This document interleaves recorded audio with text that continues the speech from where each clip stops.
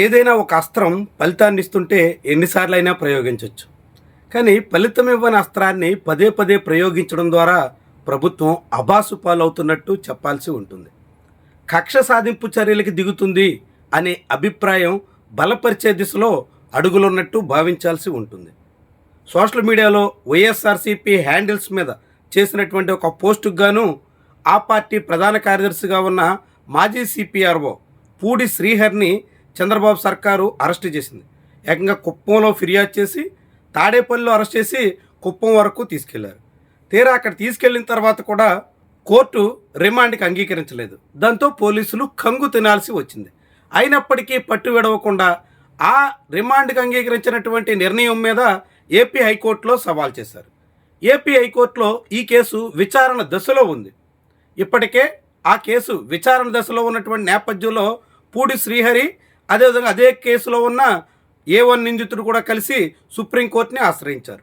AP హైకోర్టులో విచారణలో ఉండగా సుప్రీంకోర్టులో ముందస్తు బెయిల్ ఇచ్చే అవకాశమే లేదు అంటూ తేల్చారు.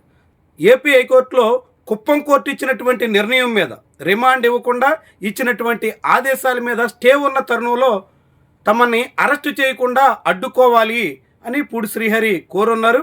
దానికి కోర్టు అంగీకరించకుండానే అలాంటి ప్రయత్నం జరగదు అంటూ భరోసా ఇచ్చింది. కానీ తాజాగా కుప్పం పోలీసులు మరోసారి పూడి శ్రీహరిని అరెస్ట్ చేశారు.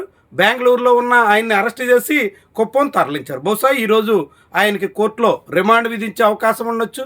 రిమాండ్కి వెళ్ళక తప్పని పరిస్థితి కూడా రావచ్చు. అయినప్పటికీ కూడా ఇలా పోలీసులు వైఎస్ఆర్సీపీలో ఉన్నటువంటి ఒక నాయకుడి మీద కేవలం సోషల్ మీడియాలో పోస్టు పేరుతో వేధించే ప్రయత్నం చేయడమే విడ్డూరంగా ఉంది. చంద్రబాబు చేతిలో గొడ్డలు పెట్టి ఆ పోస్ట్ని వక్రీకరించి చాలా తీవ్రమైనటువంటి నేరానికి పాల్పడ్డారు అన్నది అభియోగం. అదే నేరం అనుకుంటే ఇప్పుడు నేరుగా తెలుగుదేశం పార్టీ నేతలే వైఎస్ఆర్సీపీని గొడ్డలి పార్టీ అని నిందిస్తున్నారు. ఏకంగా గూగుల్ పేరుతో నిర్మించబోతున్న డేటా సెంటర్ శంకుస్థాపన వేదిక మీద నుంచి కూడా వైఎస్ఆర్సీపీని గొడ్డలి పార్టీ అంటూ సంబోధించారు. అదే సమయంలో తెలుగుదేశం పార్టీ అధికారిక హ్యాండిళ్లలో కూడా జగన్మోహన్ రెడ్డి చేతిలో గొడ్డలు పెట్టి ఆయన హంతకుడిగా చిత్రీకరించే ప్రయత్నం చేస్తూ ఒకటి కాదు చాలా పోస్టులు వేశారు. వైఎస్ఆర్సీపీ వాళ్ళు ఒక పోస్ట్ వేసినందుకే గగ్గోలు పెడుతున్నటువంటి టీడీపీ నాయకత్వం, కూటమి ప్రభుత్వం టీడీపీ హ్యాండిల్ మీద అనేక రకాల పోస్టులు జగన్మోహన్ రెడ్డి చేతిలో గొడ్డలు పెట్టి వేసినటువంటి దానికి ఏ సమాధానం చెప్తారు? ఇప్పుడు గొడ్డలి పార్టీ అంటూ నిందిస్తున్న దానికి ఎలా సమర్థించుకుంటారు?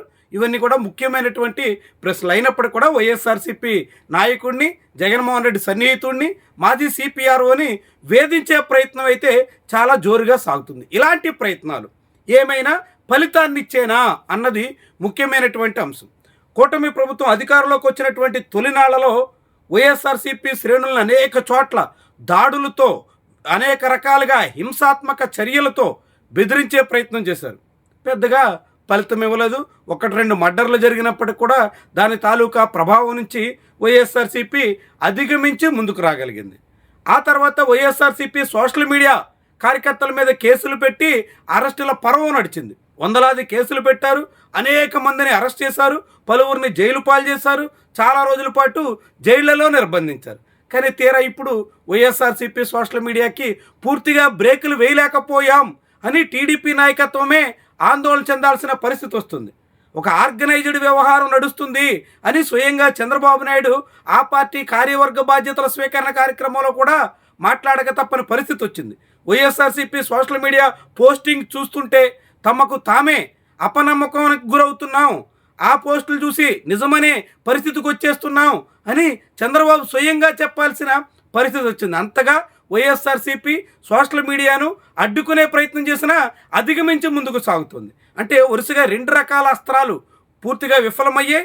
ఆ తర్వాత అనేక కేసులు పెట్టి, ముఖ్యంగా అక్రమంగా సంపాదించారంటూ లిక్కర్ స్కాము, శాండ్ స్కాము, ఇలా రకరకాల స్కాముల్లో ముఖ్యమైనటువంటి నేతల్ని అరెస్ట్ చేసేటంత వరకు వెళ్ళారు. అందులో మిథున్ రెడ్డి, చెవిరెడ్డి ఇలా చాలామంది అరెస్ట్ అయ్యారు, జైలుకి వెళ్ళారు, బెయిల్ మీద బయటకు వచ్చారు. వల్లభనేని వంశీ సహా అనేక మందిని అరెస్టు చేసినా ఆ కేసుల భయం కూడా వైఎస్ఆర్సీపీలో ఏ కోసైనా కనిపించలేదు.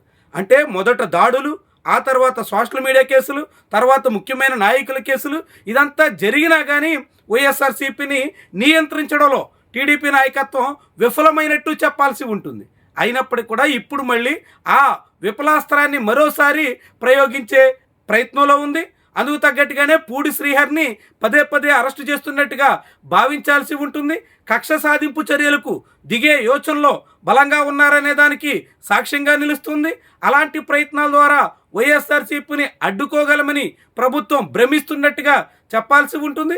ఇలాంటి ప్రయత్నాలు అయితే ఫలించే అవకాశం లేదు. ప్రజల్లో కూటమి సర్కారు ఆమోదం పొందేటువంటి నిర్ణయాలు, చర్యలు, ప్రయత్నాలు, పనులు వీటి చేయకుండా కేవలం వైఎస్ఆర్సీపీని అడ్డుకుని, వైఎస్ఆర్సీపీని నియంత్రించి, వైఎస్ఆర్సీపీ నేతలను అరెస్ట్ చేసి ఇలాంటి ప్రయత్నాల ద్వారా ప్రజా వ్యతిరేకతను అధిగమించవచ్చు అని కూటమి నాయకత్వం భావిస్తుంటే అంతకు మించిన అవివేకం ఇంకేమీ ఉండదు. ఎప్పటికైనా ప్రజానుకూల విధానాల ద్వారా ప్రజా ప్రయోజనకర పాలన అందించడం ద్వారా మాత్రమే ప్రజా వ్యతిరేకతను అధిగమించగలమన్నది ఈ ప్రభుత్వం గుర్తిస్తే మంచిది. లేదంటే ప్రతిపక్షాన్ని అడ్డుకోవడం ద్వారా పబ్బం గడుపుకోగలమనుకుంటే అంతకు మించినటువంటి అవివేకం ఇంకేమీ ఉండదనే మాట మాత్రం ఖచ్చితంగా చెప్పక తప్పదు.